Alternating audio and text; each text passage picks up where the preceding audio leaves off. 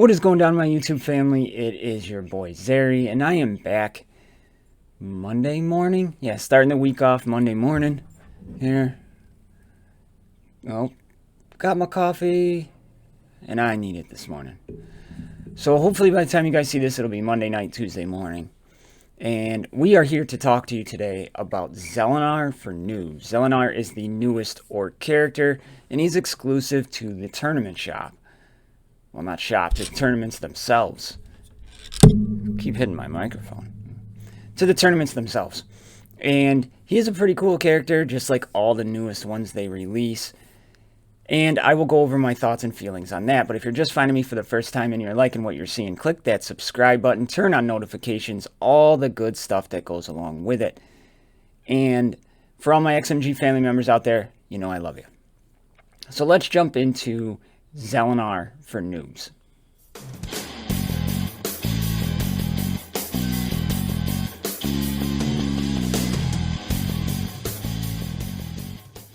So here we are, Zelenar. Zelenar is a pretty cool character. He is like the shaman from World of Warcraft. And he is an orc fighter and a mage. And he is going to take you a while to get up and running.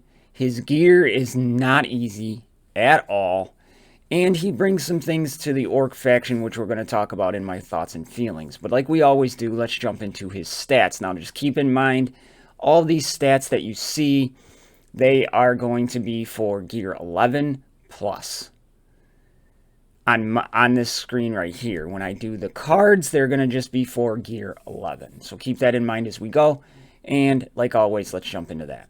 Alright, so Zelenar comes in at 137 speed, 34th in the game, mid-range, pretty standard for a mage.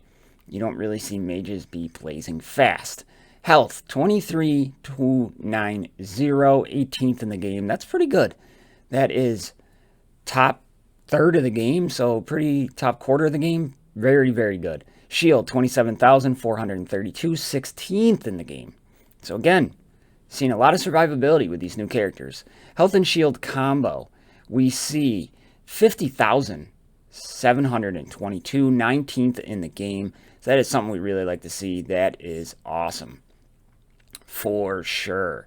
Now, what we're seeing here is just a little bit of... I almost took a sip of my coffee. What you're seeing here is just a little bit of what we're going to need for him. Some tankiness. We want him to survive. And he is quite survivable. That is for sure. Now, obviously, being a mage, he is a magic dealer. 3,065. Comes in 8th in the game. That is awesome. Physical armor, 27th in the game with 31.84.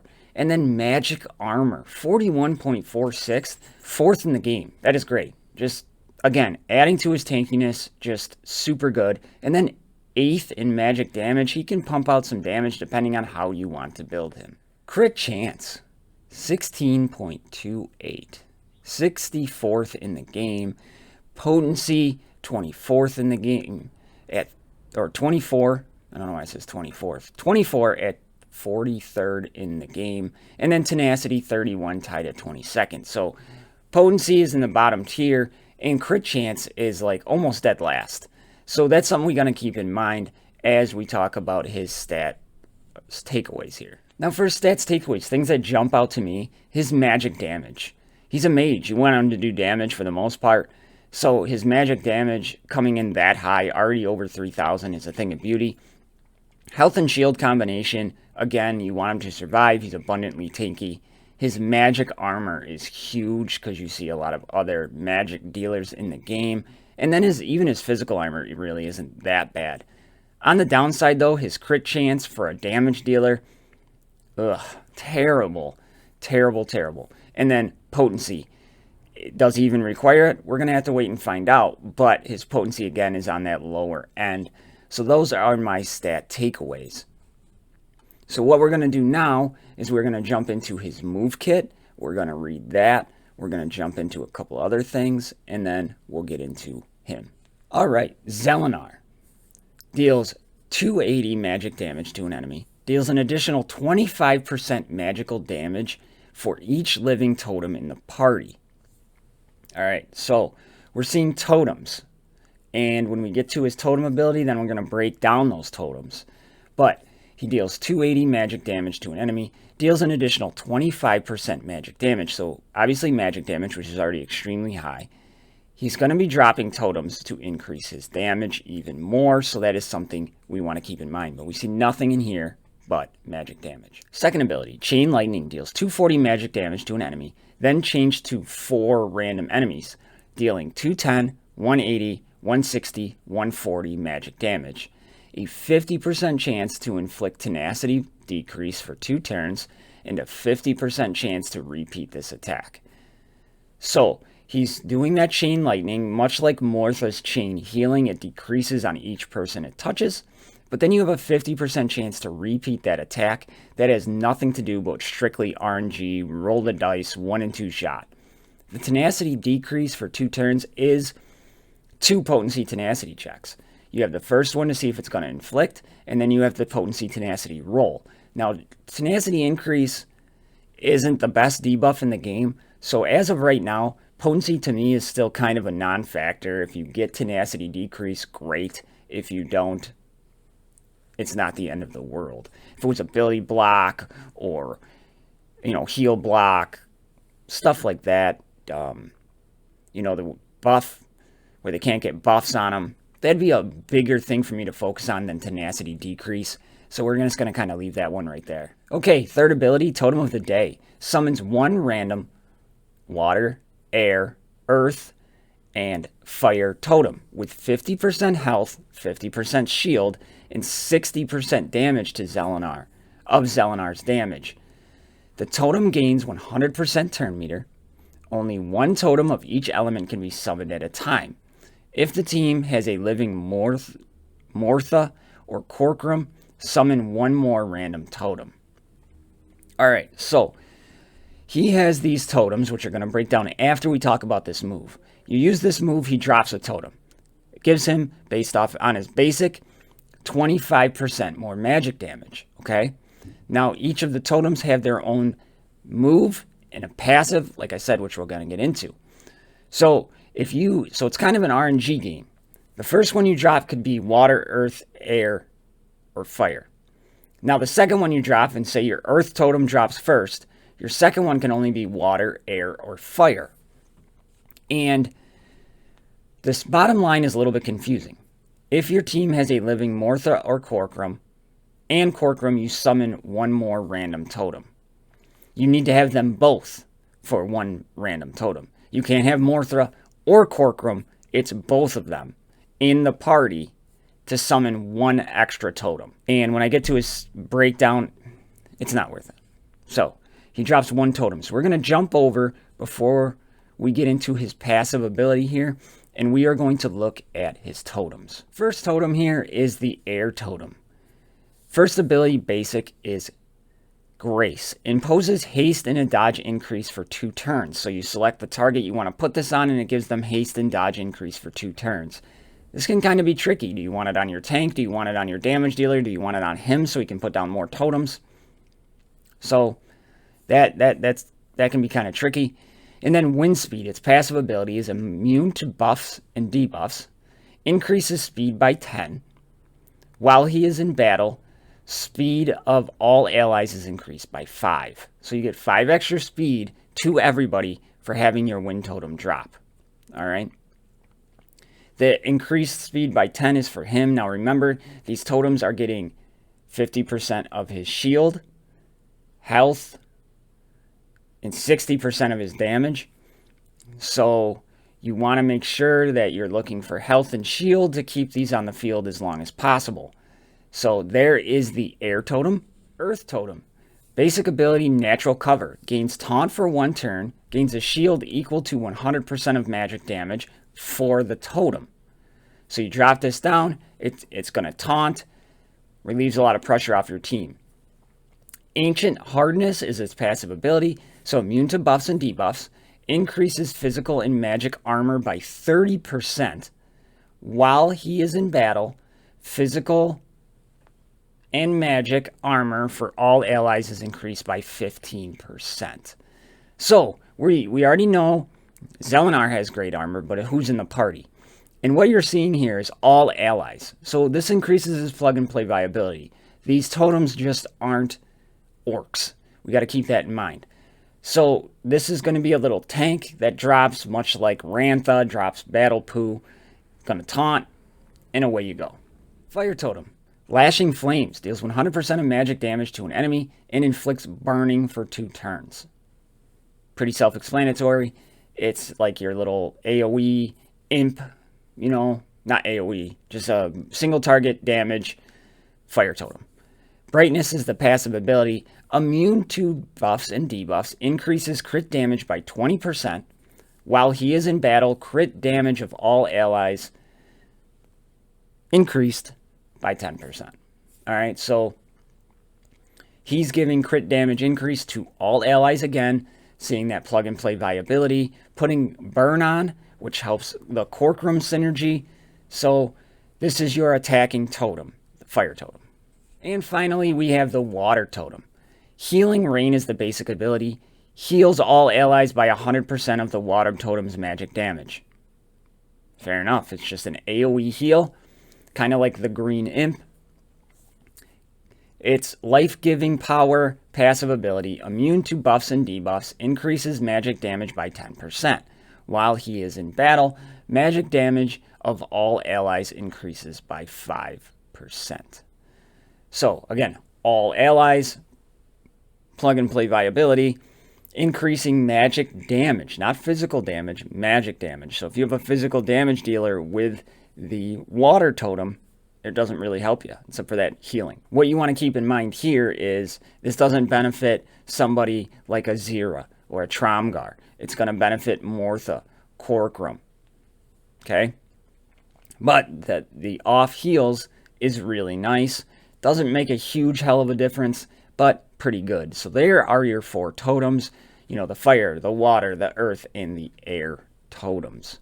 So jumping back into it here, Shamanic Wisdom. Passive ability. Zelenar gains 10% increased health and shield, which he already is really good at. Armor, also pretty good. Critical strike chance, which 10% on his 16% is 1.6, so it's not really a huge thing. Critical damage, and haste.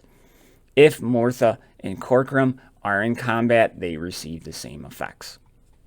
Where this really benefits is health, shield, and armor. The critical chance and the critical damage really do not help that much. 10% speed is like 13 extra speed. So not anything really to write home about, but the health, the shield, and the armor bumps are huge. So there is his move kit, and what are our takeaways from his move kit or his abilities, however you want to put it. What are our takeaways? Number 1 is speed.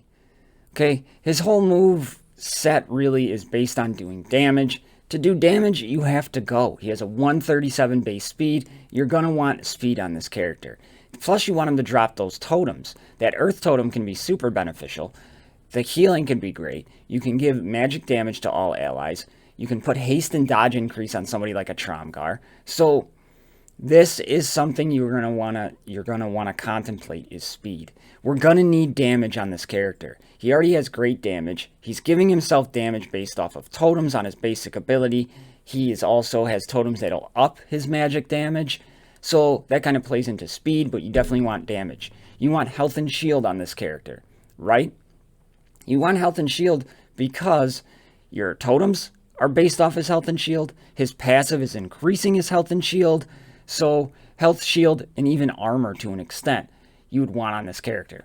Potency really isn't needed. He has one move where he can put a tenacity decrease on. And like I said, it's not really a powerful debuff. So that tenacity decrease to me, bleh. If it lands, great. If it doesn't, but I'm not going to go out of my way, and sacrifice a rune for potency when I could put something like damage on there, So it's not really a prerequisite for me. And then he gives himself own increase, really, except for his damage. He's giving himself increases on all the stats we want based off his passive ability, besides his damage. Yes, he is increasing his critical strike chance and his critical damage. I understand that. But his critical chance is so low. The percent you're going to put on, it's not going to make a difference. It really isn't. So there is something, that's what I take away when I read his move kit. So when I talk about runes, there's two ways to rune him, and it's how you want him to run. Do you want him to go fast and drop those totems, or do you just want him to like kind of be slower and be a brute damage dealer? If you want him to go fast, you're going to put a 4 set of speed. If you want to go damage, you're going to put a 4 set of damage. Okay? Now my secondary sets, I would suggest health, armor, or critical chance. And I don't really like the critical chance because the set bonus of giving 7% on his super low already crit chance really doesn't make a difference, where that health set can, based on his passive ability and everything, just kind of bumps itself up. Your totems get that. So the set I found the most success with him is the speed and the health. But by all means, if you want damage health or damage armor, I would not fault you there. I tried the critical chance, critical damage, and I just didn't find it, least of both, if that makes sense. Like, I wasn't doing exceptional damage. I wasn't going as fast as I should be, and it didn't really make my crits seem that much more powerful because my crit chance is so absurdly low. So, with that being said, we'll talk about secondary stats. What I am looking for in secondary stats is damage. Especially in the speed build, you want to focus on damage. If you're going the damage build, you want to go speed. If you're going the speed build, you want to still go speed. Health and shield. Critical chance, like that Southern Rune, I put critical chance for an extra 7%. 21, maybe a 1 in 4 hit by the time you're done. Armor is also pretty decent with him because he does have high armor. So, all in all, not too shabby. But you really want to focus on damage, speed, health and shield, crit chance. And if you don't get crit chance, it's not the end of the world. Okay, so here we are, full Rune Amulet. And again, we're just going to talk about the increases it gave him. And I went with, the speed and health combination. All right, looking for damage and speed primarily with survivability in the secondary stats. I brought up his magic damage, 496. Almost got him to 4,000, but that is gear 11 plus. Crit chance. I foregoed the crit chance on the Southern Rune to just go straight up damage. So he's at 22.5%, so roughly 1 in 4. Health, 3,326. And shield, 4,654. So with the gear 11 plus, I have him at 64,000 health and shield combination. Speed, 72. I got him above the 200 mark, so he is going quite often. I got a little bit of potency on there, bringing him above 30%, and a little bit of tenacity. So all in all, not too shabby. So let's break down the runes. I went damage with armor, shield, speed, and health. Obviously, speed, damage, armor, tenacity, and potency. This one was the best one I could get with a damage increase of the percentage, so I went with that. Armor, health, damage, speed, and health. I went with the straight damage here with speed, a little bit more damage, armor, and a little bit of potency. I went shield here, critical chance, shield, potency, and speed. You could go health or shield in this instance, and either one is based off of your primary stats, or secondary stats, I'm sorry. So you just want to make sure your secondary stats are where they should be. Then you have damage. I went damage here, foregoing the potency, damage, tenacity, armor, and a little bit of speed. So that's how I did it. This is the way I found him most successful to go on my end. That's how I want him to play. I want him to play fast. I want him to drop those totems. I want him to get off as much damage as he can while going fast. Now, he could be a nuker, but he will be a very slow nuker. In my damage build, I got him to about 170-ish, 175 range in that area. All right, jumping into his artifacts. Like always, I'm going to give you 3 artifacts here, and what I'm looking for in my artifacts is damage. I'm looking for something that can increase his damage and his survivability. So number 3 for me comes into the Emperor's Crown built for Darien. It gives you a 6% damage increase, armor of 300. At the start of the turn, removes 1 buff with a debuff with a 30% chance.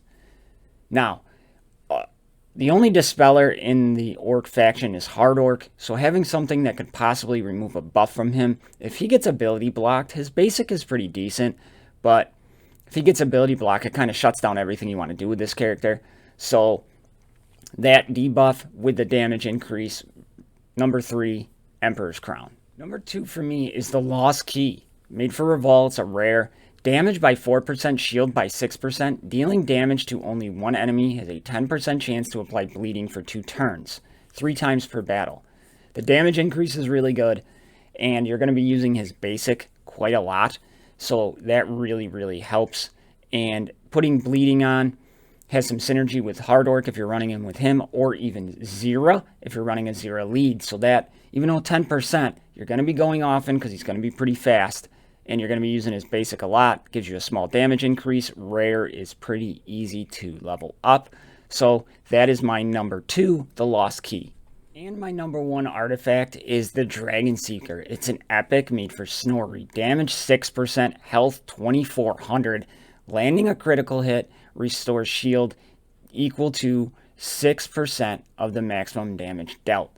Now, he doesn't crit very often, maybe 1 in 4, so you might say, why? Well, 6% damage, the extra health is going to help him and his totems, right?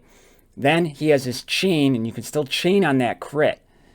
And if he crits 3 or 4 times, he's restoring that shield back to himself.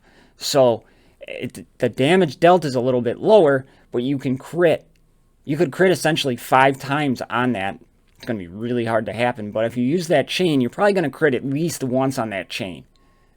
Giving back that extra shield with a little survivability, 6% damage, 24 flat health, 2400 I should say, flat health, really makes Dragon Seeker my number 1 for him, and it's an epic.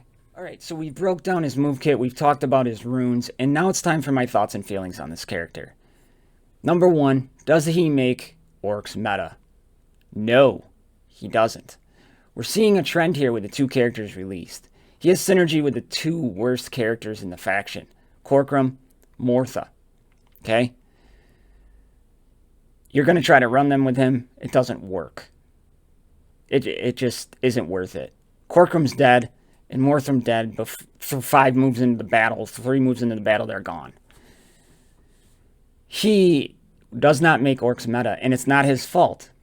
Because orcs are still missing a couple things. They're missing a viable healer, number 1, and they're missing a dispeller. Yes, hard orc dispels, right? Well, hard orc only takes away 1 debuff from what, 2 people? Something like that. It's not enough. You're seeing characters come in like Garrett, who has a mass dispel. Slinger, mass dispel. All these meta teams have all these dispellers, and they have solid healers. He doesn't. Orcs don't. So until they get that, orcs aren't going to be meta. Is he a great person to run with a Zera lead? Yes.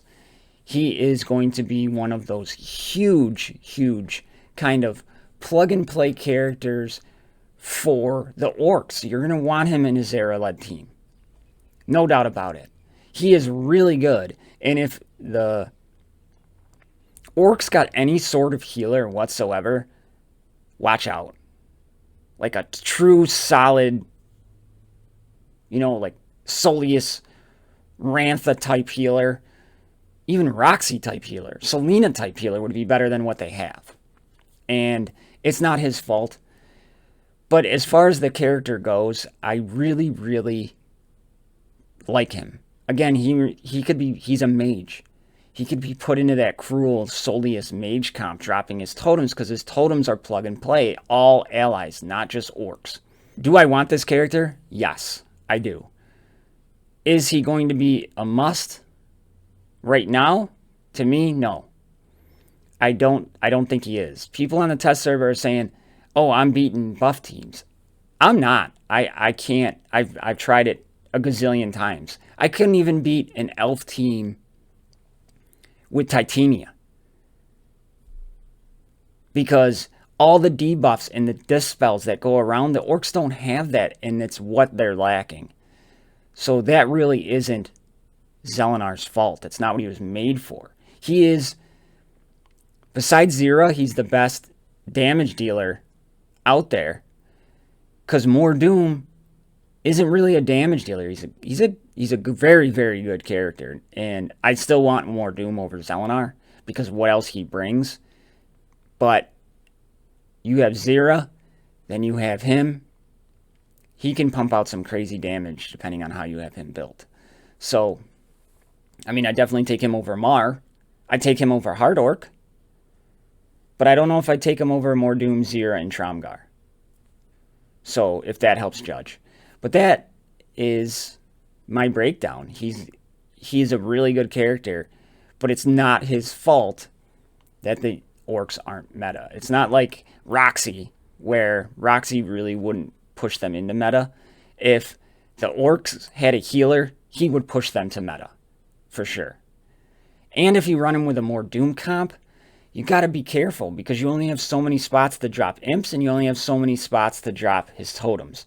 And that can get full, and you might have your earth totem up and your fire totem up, and then you can, by the time it comes back around, you can't get any more in there because Mor'Doom's already dropped 4 other imps. So that's something to keep in mind as well. So my YouTube family, there it is. I desperately need to finish my coffee. Got to get ready to go, get work running and up and running and going for that. So hopefully you're going to see this Monday night or early Tuesday morning. So with that being said, I hope you enjoyed the Zelenar for Noobs. I will catch you all in the next one.